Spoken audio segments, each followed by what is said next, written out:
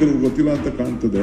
ಯಾರೋ ಒಬ್ಬ ಕಿರಣ್ ಹೆಬ್ಬಾರ್ ಅಂತ, ಅವನು we the apartment owners of Bangalore are waiting patiently for many years for the KOO amendment bill to be passed. While we understand the delays can happen, we strongly that we wait for another 2.5 years is unacceptable.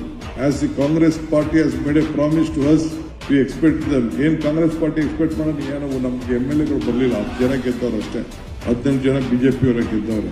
However, we caution the ruling party to consider our request since GB election is round the corner.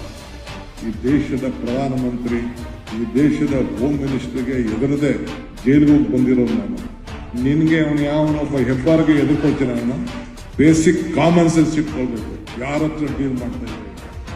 ನಾನು ಇರೋದು ನಿಮಗೋಸ್ಕರ. I have called you to help you. You can't warn this government.